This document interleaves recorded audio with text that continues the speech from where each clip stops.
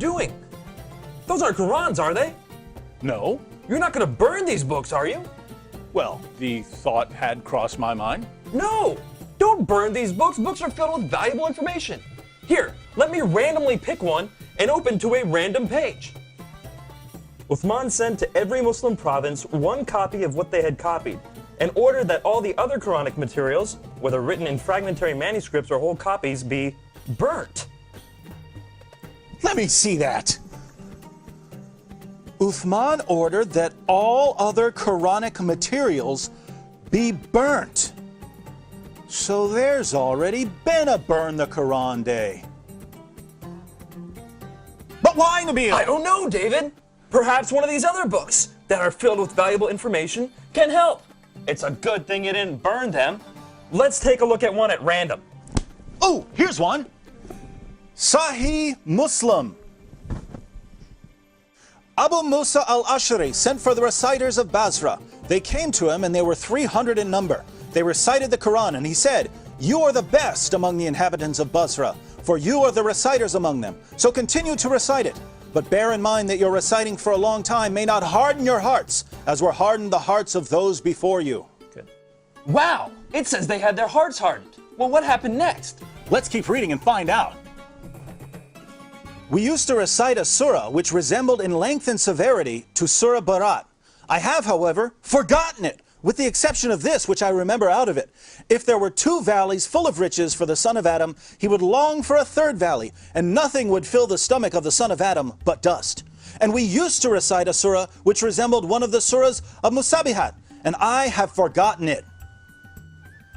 So this is saying that 2 chapters of the Quran are missing because Muslims forgot them. Let me see that. You're right. This is saying that 2 entire chapters are missing because Muslims forgot them. Hey Nabeel, look at this.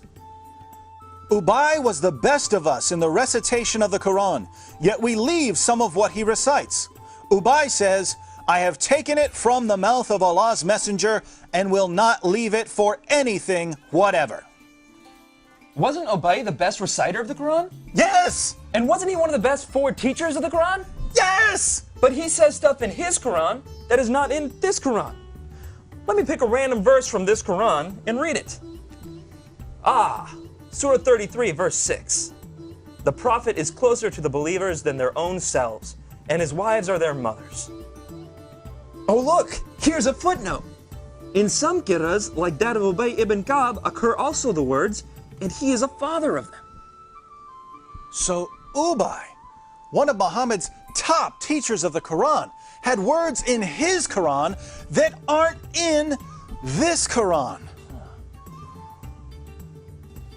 But was he the top teacher of the Quran? Surely Zayd ibn Thabit, who put together the Quran we have today, was Muhammad's top Quran expert. Well, actually, Ibn Masud was the first name that Muhammad mentioned when it came to learning the Quran.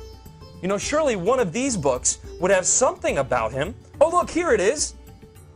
I heard the Prophet saying, "Learn the Quran from 4, Abdullah ibn Masud, Salim, Mu'ad, and Ubay bin Ka'b." I wonder what Muhammad's top teacher of the Quran has to say about it. Let me pick up another one of these books at random. Here's one. The people have been guilty of deceit in the reading of the Quran. I like it better to read according to the recitation of him whom I love, more than that of Zayd ibn Thabit. Wow, according to that book you're holding, Muhammad's top teacher of the Quran is saying reading today's Quran is like being guilty of deceit. I wonder if any of these other books have something to say about it. Here, let me look at this one. Oh, there it is. O you Muslim people, avoid copying the Mus'haf in recitation of Zayd bin Thabit. By Allah, when I accepted Islam, he was but in the loins of a disbelieving man. And it was regarding this that Abdullah bin Masud said, "O people of Al-Iraq, keep the masahif that are with you and conceal them." So Muhammad's top teacher of the Quran says that today's version is deceptive and that we should avoid copying and reading it. But now I'm confused, Nabeel. Muslims have always told me that the Quran has been perfectly preserved right down to the letter and that the evidence proves this. That's what I was always taught. I'm sure one of these books will tell us that the Quran was perfectly preserved. How about that one? Let's see. It was narrated that Aisha said, "The verse of stoning and of breastfeeding an adult 10 times was revealed, and the paper was with me under my pillow.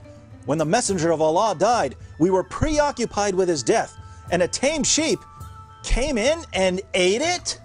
The verse of stoning and the verse of breastfeeding? David, are these verses in the Quran? No! Then why not? Because Aisha's sheep ate them! David, we should read all these books and get to the bottom of this.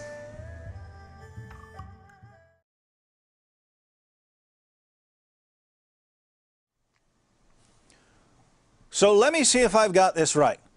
Muhammad died, and no one had compiled the Quran.